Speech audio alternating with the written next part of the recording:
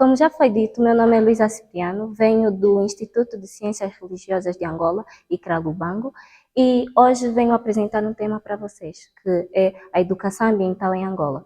É um tema muito supervalorizado. Bem, não existe desenvolvimento sem respeito pelo meio ambiente, e não existe respeito pelo meio ambiente sem desenvolvimento. Alguém aqui na plateia já ouviu falar sobre a educação ambiental? O que é que ouviste?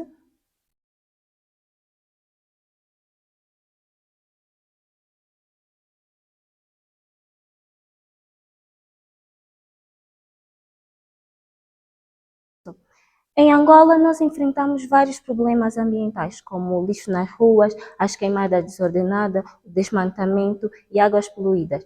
Então, a educação ambiental vem como uma ferramenta fundamental para mudar comportamentos e mentalidades.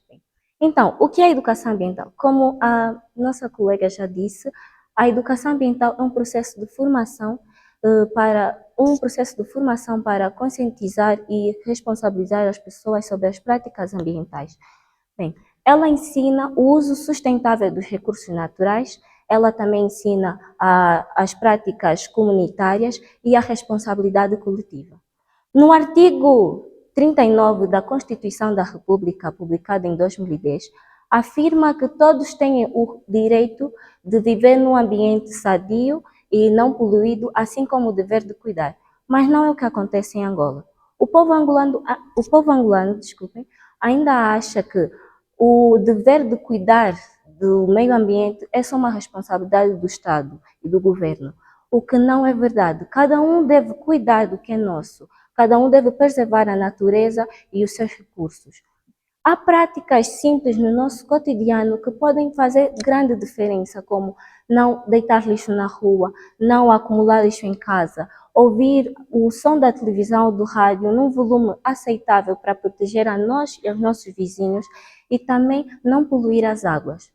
Em Angola, nós encontramos vários problemas ambientais, como a acumulação de lixo nas ruas, as queimadas desordenadas, o abate exagerado das árvores, a falta de saneamento e a falta de reciclagem. É espantoso como você pode andar metros e metros e não encontrar sítios onde tem lugares para meter o lixo para reciclar. Isso acontece em vários países, mas tem muitos países que têm um desenvolvimento ambiental tão avançado que você, saindo de casa, encontras lixo, o lugar de meter lixo apropriado para botar o lixo certo. Bem, esses problemas acontecem devido a algumas dificuldades que encontramos em Angola, como a falta de educação ambiental nas escolas, as poucas campanhas de conscientização, porque o governo angolano organiza poucas ou quase nenhumas campanhas para sensibilizar as massas sobre a educação ambiental e a sua importância. Bem, também há o crescimento urbano desordenado. Muitas pessoas constroem casas em sítios inapropriados que põem em risco a sua sobrevivência e também põem em risco a manutenção do meio ambiente, o que é muito errado. O Estado angolano também não investe em programas de proteção ao meio ambiente. É difícil você encontrar, até existe, sim, existe programas para proteger o meio ambiente, mas eu acho que são poucos e muito raros aqui em Angola. Comparado a outros países como Portugal, Brasil e África do Sul, que são muito organizados em termos de educação ambiental, eles criam políticas ambientais eficazes, eles criam programas para proteger o meio ambiente e também ensinam nas escolas e não só, também eles procuram ensinar para as comunidades. Ah, Bem, o meio ambiente é uma responsabilidade de todos nós. Não é só de uma instituição ou de uma pessoa. Cada um deve cuidar do meio ambiente. Mas outra coisa que faz com que as pessoas não se preocupem tanto com o meio ambiente ou que não tenham consciência da sua importância é a pobreza. Em Angola há um grande índice de pobreza. Então, muitas pessoas se preocupam mais com as suas necessidades básicas, e eu entendo porquê, e com o que vão jantar ou almoçar do que com o meio ambiente. É difícil você pensar em outra coisa além do que você precisa para se sustentar, se você não tem como se sustentar. Também para resolver esses problemas que eu acabei de citar, tem algumas soluções, como incluir a educação ambiental nas escolas. Bem, a minha escola fala muito sobre a educação ambiental, mas tem muitas que não falam sobre a educação ambiental. Eu fiz uma pesquisa do caso e vi que muitas escolas falam pouco ou só dão mesmo a teoria, não passam para a prática, tipo incentivar os alunos a fazerem projetos comunitários, a fazerem práticas sustentáveis para o meio ambiente. Também há outra solução para conseguirmos superar as nossas dificuldades aqui em Angola é criar políticas ambientais eficientes e também criar programas nas nossas comunidades e também oferecer que o governo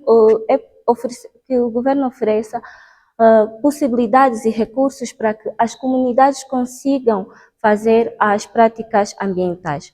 Bem, a educação ambiental é muito importante porque ela forma pessoas conscientes e responsáveis, ela garante o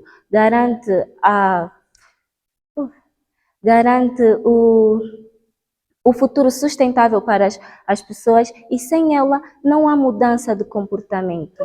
Bem, um provérbio indígena americano diz: nós não herdamos a terra dos nossos antepassados, nós emprestamos-la aos nossos filhos. Esse provérbio quer dizer que a terra onde nós vivemos, o ambiente onde nós estamos não é nosso. Não foram nossos avós, antepassados que deixaram para nós. Eles apenas nos emprestaram para que nós cuidássemos e também emprestássemos aos nossos filhos. Como é que nós queremos que os nossos filhos e netos vivam num ambiente sadio e não poluído se nós não conseguimos fazer pequenas práticas que protejam o meio ambiente? É complicado viver num país assim. A culpa não é só do Estado, não é só das instituições. A culpa também é de cada um de nós, porque várias pessoas preferem deixar o lixo no chão e dizer: não, tem pessoas encarregadas de varrer, mas não. Para termos um ambiente limpo e saudável, nós precisamos de estar conscientes das nossas práticas. Na nossa província capital, Luanda, o problema do lixo é muito visível. E em províncias como a Huila e o Cunene, há problemas ligados à queimada e à seca. Em Angola, exploram os recursos naturais de forma exagerada, como a madeira, o petróleo e minerais. Eles querem conseguir mais dinheiro e mais recursos, mas não tem como proteger o meio ambiente se você só tira, não consegue meter de volta. Em outros países há políticas como corta uma árvore, plante duas. Em Angola até ouvi que se diz isso, mas não é o que se faz. Também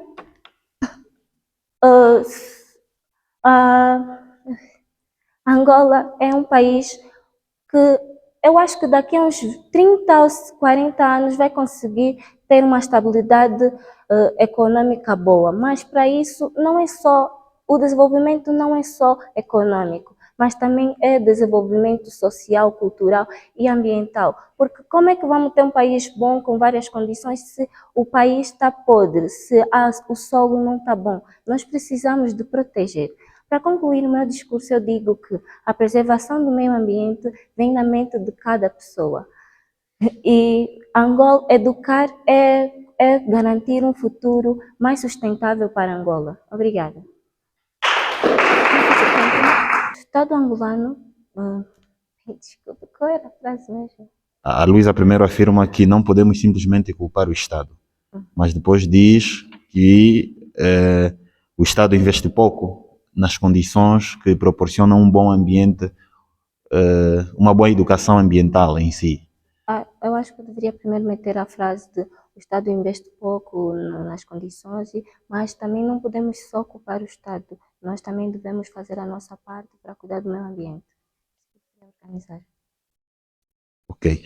Depois a Luísa diz que a pobreza faz com que nós tenhamos pouca atenção ou pouca educação ambiental. Ou seja, a pobreza é um fator, né, que condiciona as pessoas serem pouco higiênicas, se posso assim dizer. Então, só os ricos ou pessoas que têm dinheiro têm direitos ou possibilidades de serem higiênicos ou cuidar do ambiente, uma vez que isso não é só uma obrigação do Estado, mas da população em geral. O que é que falta aos pobres, a par do dinheiro? para serem pessoas com boa educação ambiental? Sim.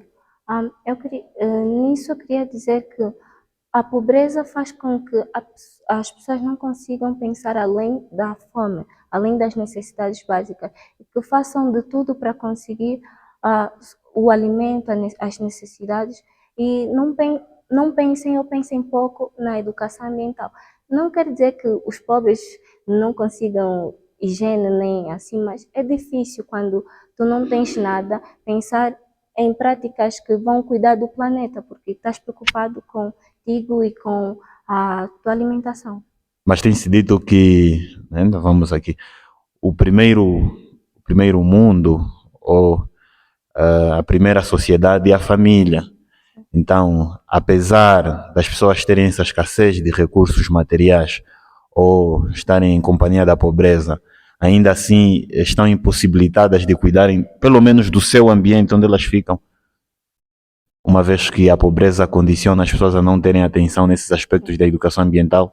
Isso não impossibilita a pessoa de cuidar no ambiente onde vive, mas se nós prestarmos atenção na nossa realidade angolana, muitas pessoas que vivem na pobreza, elas não se preocupam com a higiene, elas não se preocupam com o meio ambiente, elas só se preocupam em conseguir a sua alimentação e as necessidades que precisam. Ok. A Luísa depois afirma que em Angola se explora recursos de forma exagerada, como o petróleo, a madeira, e essa aqui foi uma dificuldade da apresentação da Luísa.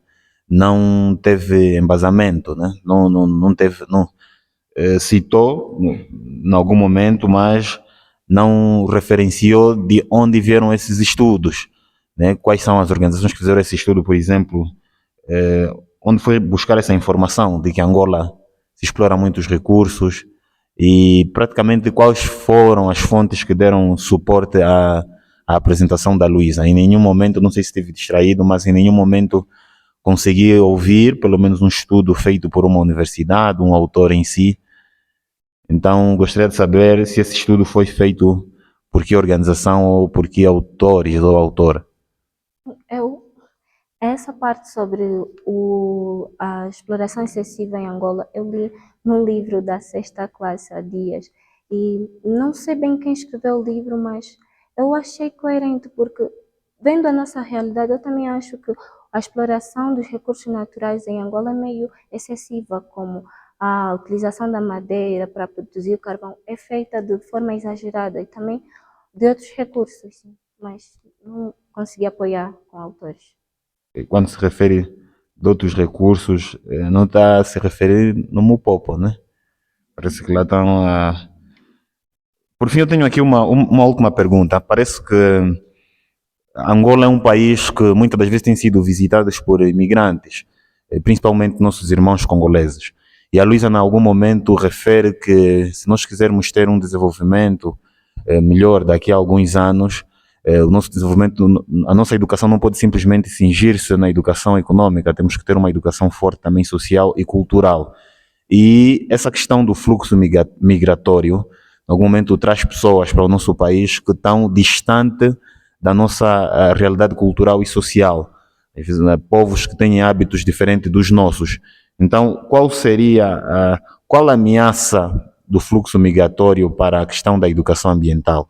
Sim. Uma vez que nós temos visto que, principalmente os nossos irmãos congoleses, têm hábitos ambientais um pouquinho mais exagerados que os nossos, né? Então, de que forma o Estado pode conter isso para que não deixe em perigo a questão da educação ambiental?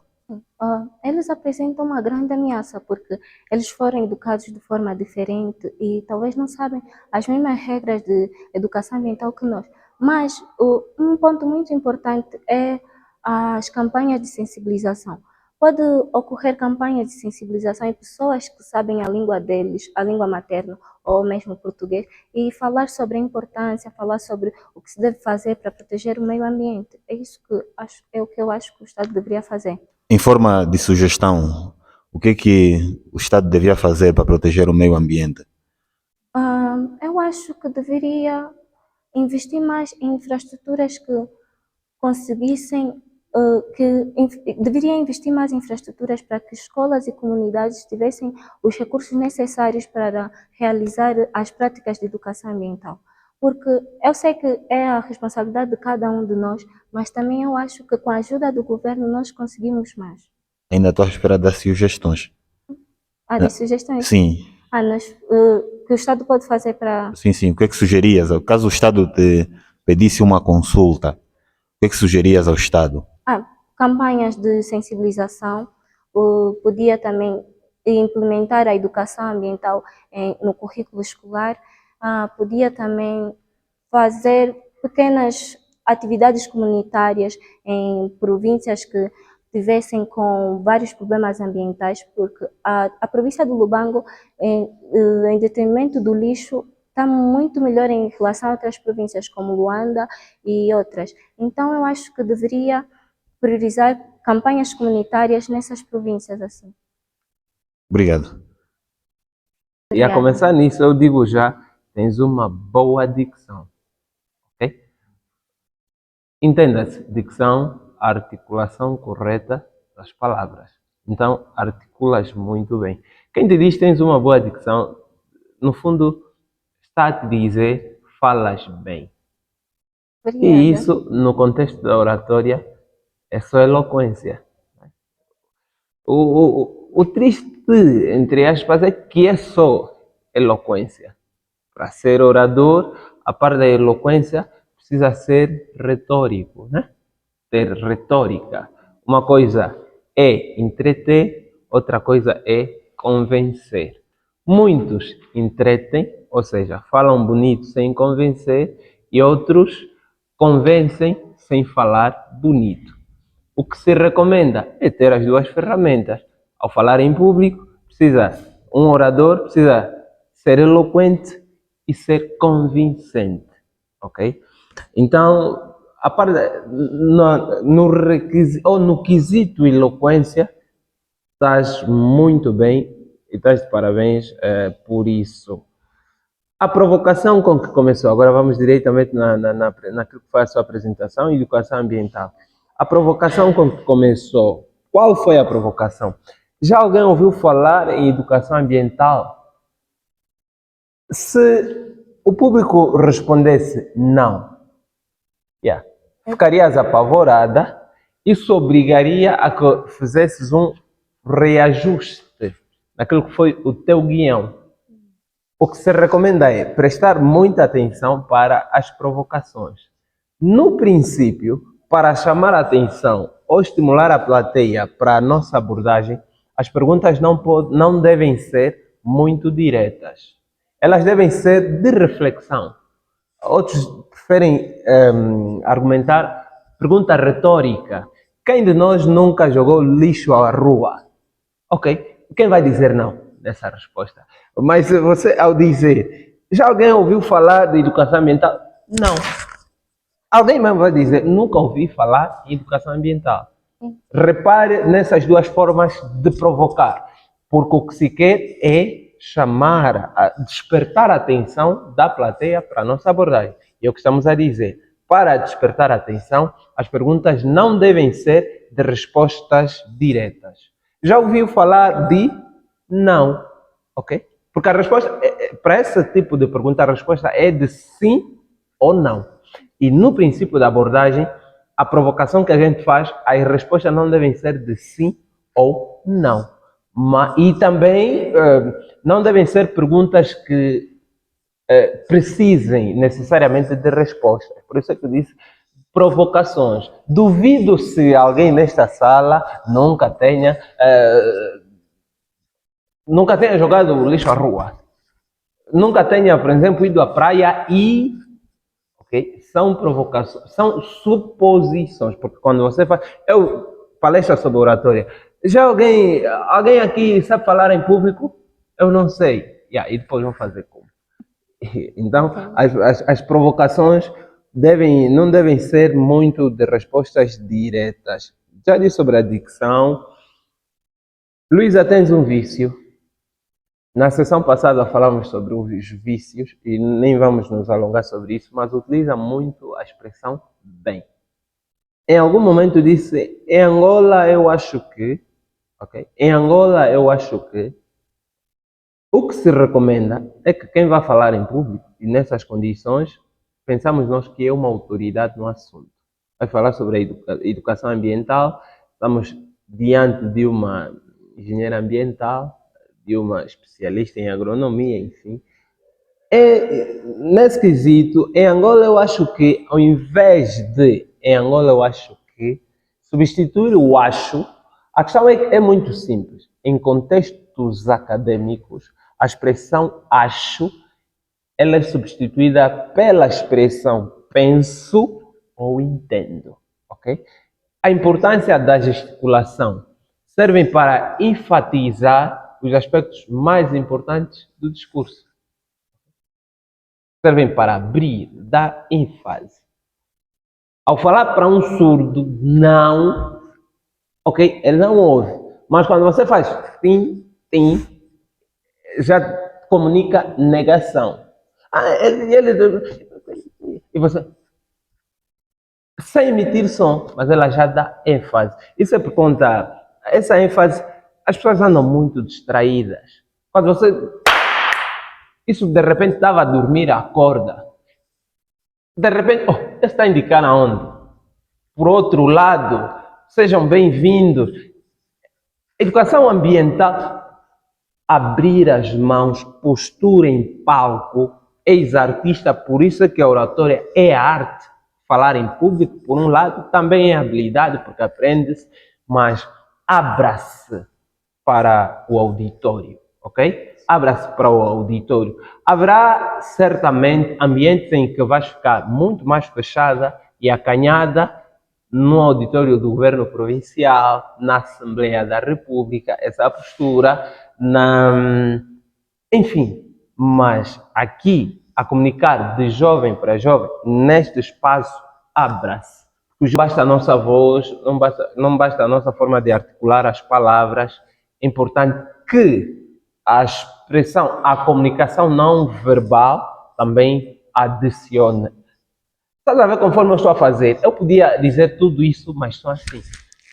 Não teria o mesmo impacto que tem agora. Não teria o mesmo impacto que está a ter agora. Não, concluiu bem, mas não precisa anunciar que vai concluir.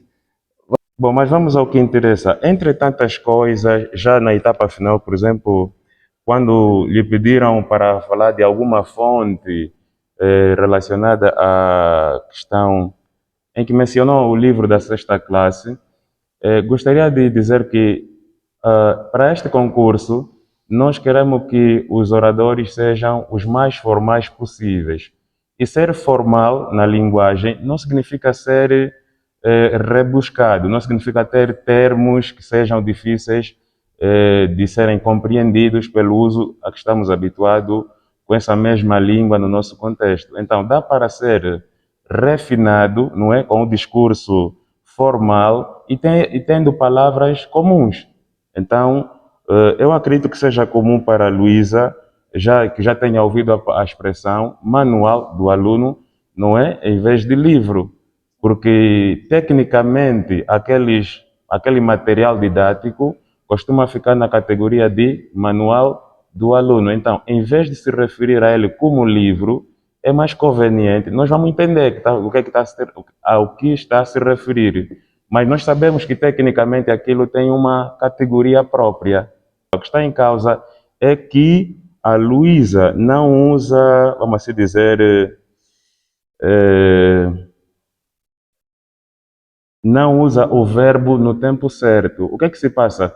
Essencialmente, nós que estudamos um pouco mais antigamente, nós tínhamos os modos indicativo, conjuntivo, imperativo e condicional. Mas as gramáticas atuais colocam o condicional não como um modo próprio, mas o que era condicional nós agora colocamos no modo indicativo como sendo o quê? Como sendo o futuro do pretérito. Então, o que eu queria aqui, o que é que seria necessário? Como a Luísa tem de entender que os modos servem essencialmente para distinguir o propósito da comunicação. Quer dizer, quando eu quero transmitir algo em relação ao qual eu quero emitir que tenho certeza daquela coisa, eu uso o verbo no indicativo, como no caso tem. Se tentar conjugar o verbo ter, a ocorrência tem ocorre no modo indicativo.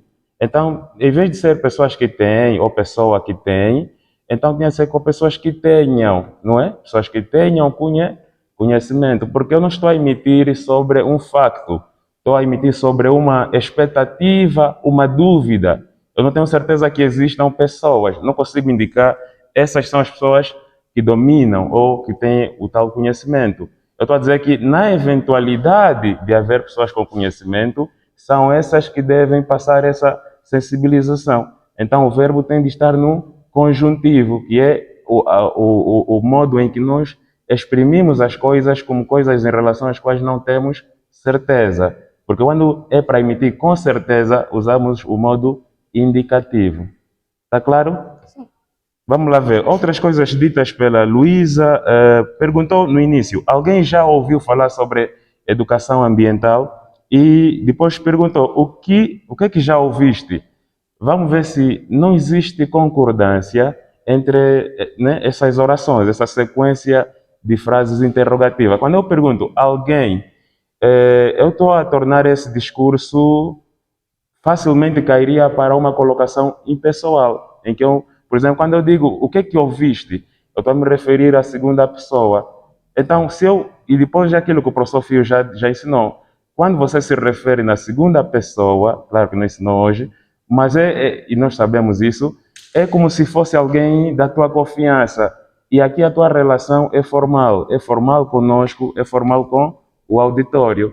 Então não pode dizer o que é que ouviste, ou o que é que ouviu, que tem um caráter mais impessoal, não é? De se tratar mais formalmente as pessoas. Então, quando a Luísa pergunta, alguém, era mais fácil no início perguntar se tu já ouviste, o que é que ouviste? Estaria de acordo. Mas se eu começo, alguém já, o que é que ouviu? Também estaria de acordo. Agora, alguém já, o que é que ouviste?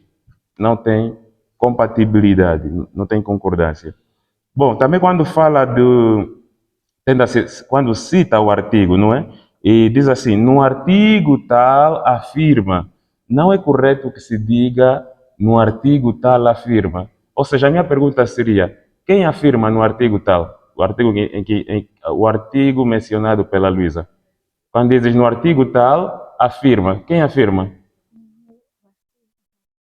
Não faz sentido. Sim, não faz. Então, é mais fácil usar o artigo tal afirma, em vez de num artigo tal afirma. Só faria sentido no artigo tal afirma se a Luísa inicialmente nos tivesse dito sobre quem escreveu aquele artigo. Por exemplo, Carlos Feijó, no artigo tal afirma. Assim faz sentido. Mas como não se referiu a uma espécie de autoria, não faz sentido só se referindo ao artigo, dizendo no artigo tal. Seria o artigo tal afirma. Estamos de acordo? Sim. Outra coisa em que a Luísa cai é quando usa a expressão em Angola. Em Angola. Tem muitas formas primeiro diz em Angola, mas pode encontrar outras expressões que substituam e digam a mesma coisa. Em vez de toda hora dizer em Angola não há, em Angola não é só o governo, em Angola temos pouco, podia ser, por exemplo, primeiro em Angola, depois no nosso país, ou na nossa terra, estás a ver? Na nossa cidade. Como começou com a expressão em Angola, quando dissesse no nosso país, nós todos estaríamos inteirados que está a recuperar a partir de quê? Da expressão em Angola. Ou na nossa cidade, todos nós íamos conseguir recuperar. É por isso que existem, quando a gente fala, por exemplo, dos pronomes, é chato se nós tivermos que repetir toda hora o mesmo nome. Então a gente faz o quê? Usa o nome, depois usa o pronome. Porque a língua, conforme funciona, não se preocupa só com quem fala, mas também se preocupa com quem ouve. E para quem está a ouvir, se eu tiver que dizer a Luísa, a Luísa, a Luísa, então eu digo primeiro, a Luísa, você devia, não sei lá o quê. Está a pegar a lógica? Tem de evitar repetições, do mesmo jeito que avisou o professor Fio quando usa a expressão bem, bem, bem. Então, em Angola, isso fica um ruído. Muitas vezes, não sei se é porque falou baixo, a palavra também soava também. Então, pode ser que você, pelo hábito de falar também, enquanto fale apenas também, a percepção que tem é de fala também, mas pode sentir que está a falar também. Então, quando falar, é preciso falar com mais firmeza. A Luísa fala bem, mas a Luísa fala baixo, e quando nós não comunicamos com uma espécie de firmeza nas palavras, isso faz com que a gente facilmente caia em erros como estes, que resultariam do facto de estarmos muito habituados a falar uma palavra e não nos darmos conta de quando a gente não acerta nessa palavra, como foi a palavra. Outra coisa é o uso da palavra pra. É claro, seria para em vez de pra. Então, nós não temos, especialmente na nossa gramática, não temos uma ocorrência do pra. Claro, poderia ter o pra, mas ela não é formal, então seria informal. Mesmo assim, não seria conveniente que a Luísa usasse pra numa sessão como esta, no lugar de para, que é a preposição que serve para indicar direção, não é? Isso. Depois, outra coisa, usou a expressão, por exemplo, tipo, não é? Quando disse, devíamos passar para a prática, tipo, era, em vez de tipo, devia usar como por exemplo, ou por exemplo, em vez de tipo. Por quê? Porque a necessidade de comunicar funciona melhor quando nós somos específicos. E no caso, a Luísa estava a falar de nós. Então, em vez de ser para nós conseguir superar, ficaria para nós conseguirmos superar. Então, foi estabilidade econômica boa. Foi essa expressão que usou. Estabilidade econômica boa. Acha que faz sentido estabilidade econômica boa? Não, agora que vejo. Sim, porque vê, na verdade, quando a gente fala de estabilidade econômica, é porque É é uma boa. coisa boa. Sim. E quando a Luísa adiciona boa, acaba por ser redundante. Redundância, sim. Ou seja, a informação que a palavra boa devia acrescentar, na verdade, já está lá com a palavra estabilidade, porque a gente não faz discriminação entre estabilidade econômica boa em relação à estabilidade econômica má. A gente não fala assim, a gente fala, não, está estável, está instável, ou está boa, não está boa, ou está má. Estás a ver a diferença? Sempre que usar a palavra preferir, o verbo preferir, é obrigatório que use também uma preposição. Que preposição seria essa? Do quê? Não. Ainda bem que toca nesse ponto. Na língua portuguesa não existe nenhum registro formal de que faça sentido usar o verbo preferir X do que Y. É claro que quando estamos a fazer aquela coisa dos adjetivos, né, os graus comparativos, usamos muito do que, né? X é mais X, mais isso do que aquilo. Mas no caso do verbo preferir, existe uma exceção. E a exceção é sempre que for o verbo preferir, se quiseres falar de acordo com o que a língua portuguesa manda, tens de usar a no lugar da expressão do que. Então, eu prefiro o concurso Orador Júnior ao concurso Olimpíadas de Matemática. Agora, ficou ao porque a seguir temos uma palavra que é masculina. Mas, na essência, a preposição é a. Sempre se prefere X a Y. É claro que esse a pode virar ao se o nome que vem a seguir for masculino. Nunca se prefere X do que Y. Não. Esse é um pecado que Deus já não perdoa para o caso de quem fala português.